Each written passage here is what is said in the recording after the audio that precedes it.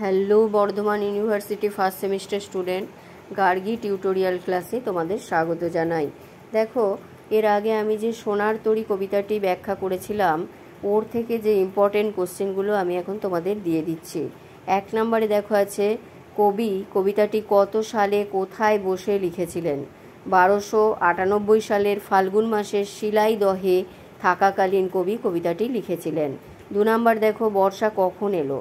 যখন রাশি রাশি ভাড়া ভাড়া ধান কাটা হলো, যখন ভরা নদী ক্ষুরোধারা হলো, খরপরশ হলো, তখনই বর্ষা এলো। 3 নম্বরে দেখো, পরপারে কি দেখা যাচ্ছে? পরপারে কবি দেখতে পাচ্ছেন গাছের ছায়া মশি মাখা। মশি মাখা মানে হচ্ছে কালি মাখা, মানে ছায়াযুক্ত। গ্রামটিও প্রভাত বেলায় মেঘে ঢাকা রয়েছে। আসলে মেঘের ছায়াটা ওখানে পড়েছে, তাই মশি মাখা বলা হয়েছে।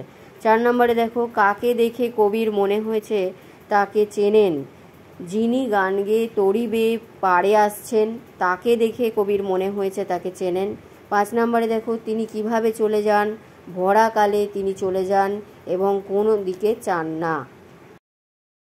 তারপর এখানে দেখো 6 নম্বরে, কবি সেই অচেনা পথিককে কিসের জন্য আহ্বান করেছেন? কুলেতে এসে তার সোনার ধান নিয়ে যাবার জন্য, তার তরি কুলেতে ভিড়ানোর জন্য বলেছেন। 7 নম্বরে, তরি কিসে ভরে গেছে? তরি সোনার ধানে ভরে গেছে। 8 নম্বর, তরিতে জায়গা বা ঠাঁই নেই কেন? তরিতে সোনার ধান জায়গা করে নেওয়ার ফলে তরিতে জায়গা নেই। 9 নম্বর দেখো, কোথায় পড়ে রইলেন কবি? শূন্য নদীর তীরে পড়ে রইলেন কবি। 10 নম্বর, যা ছিল তা কে নিয়ে গেছে? যা ছিল তা নিয়ে গেল সোনার তরি। 11 দেখো, কবিতায় কবি স্তবকের কথা উল্লেখিত আছে। কটি স্তবকের কথা উল্লেখিত আছে? কবিতায় 6টি স্তবকের কথা উল্লেখিত আছে। কবিতায় কটি পংক্তি রয়েছে? পংক্তি মানে হচ্ছে লাইন। 42টি পংক্তি রয়েছে। এই গেল সোনার তরী কবিতা থেকে যে সমস্ত শর্ট কোশ্চেনগুলো ইম্পর্টেন্ট, এইগুলো তোমরা খাতায় লিখে নিয়ে ভালো করে মুখস্থ করে নিও।